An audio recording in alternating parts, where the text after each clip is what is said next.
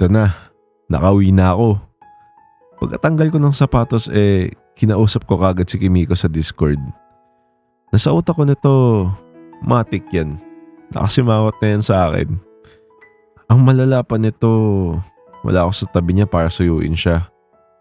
Well, technically, katabi niya ako kanina. Pero hindi ko pa rin siya masusuyo nun since di niya nga alam na ako si Jay. Kimiko, nakauwi ka na ba? Yep. Medyo kanina pa ako nakauwi. Oh, bakit di mo ako chinat kaagad? Wala. Medyo pagod lang galing school. Bakit? May problem ba sa school? Wala naman. Naman? Anong meaning ng naman? I mean, wala. It's okay naman sa school. Always the same lang din. Bakit parang matamlay boses mo? Ha? Hindi Usual pa rin naman boses ko Yung totoo, Kimiko, may nangyari ba sa school kanina? Nag-overthink lang ako, Jay. You don't have to worry about it. Ha? Nag-overthink saan? May nagawa ba ako? Kaya nga, wala ka namang nagawa. Kaya di na natin need pag-usapan to. Kimiko naman, paano kita i-assure kung di mo sasabihin yung problem? Nag-overthink lang ako sa nakwento ng kaklase ko. Na ano? Na kapag sa Discord daw kinakausap, matik na kabit daw. Ha? Tayo, 1 taon na tayo nag-uusap sa Discord. Kaya siguro di mo sinasabi FB mo kasi may GF ka talaga. Don't be stupid. Hindi yun ganun, Kimiko. Ano? Mula ba nung nakilala mo ako, nakaramdam ka ba na may kahati ka sa oras ko? Wala. Kapag ba naglalaro tayo, bigla-bigla ba ako umaalis? Hindi. And most importantly, nung walang pasok, hindi mo ba ako nakakausap ng 24/7? Nakakausap. Oh, nakakausap mo naman pala ako Meaning, wala akong ibang kausap nun kundi ikaw lang. Bakit nga ba ayaw mo ko kausapin sa personal account mo? First of all, hindi ako gumagamit ng social media. At pangalawa, wala akong confidence sa sarili ko. Lalo na sa itsura ko. Paulit-ulit naman kita ina-assure, Kimiko, diba?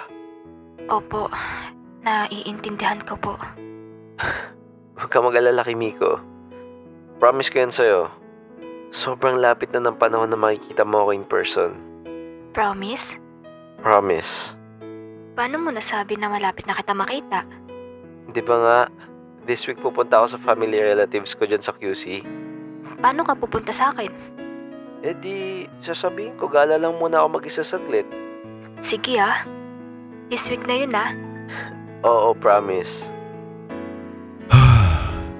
Suyo number 1, tapos na. I mean, susuyuin siya as Jay sa Discord tapos na. Baka isipin niyo may number 2 ako.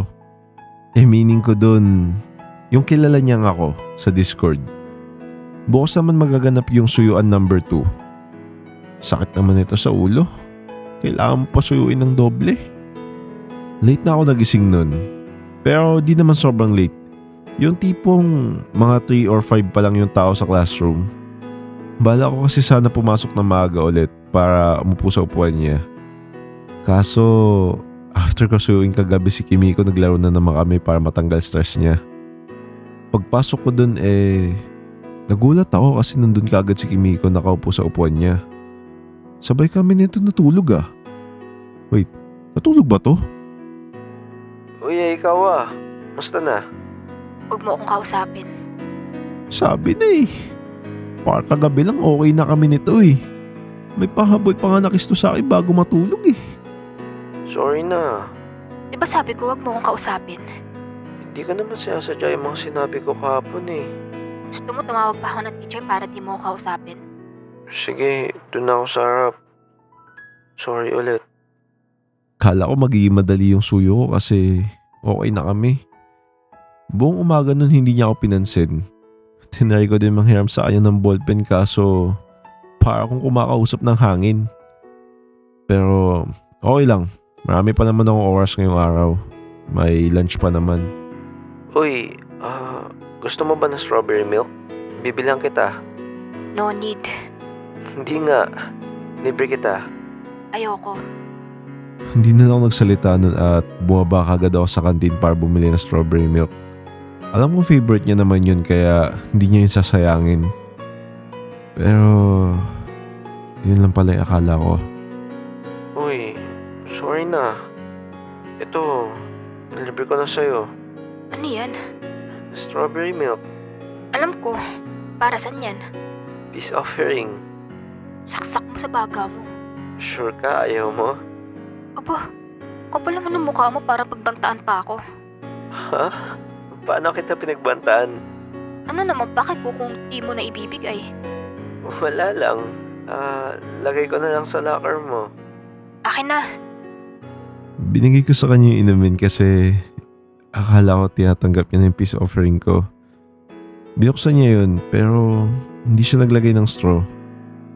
Nagulat na lang ako nung bigla niyang tinapon yun sa basurahan. Medyo nasaktan ako nun kasi kalahati ng baon ko yung pinambili ko dun. Pero deserve ko naman siguro yun since nasaktan ko siya kahapon. Halos kalahati ng baon ko na gastos ko dyan na ikaw. Sino ba kasi nagsabing bilhan mo ko?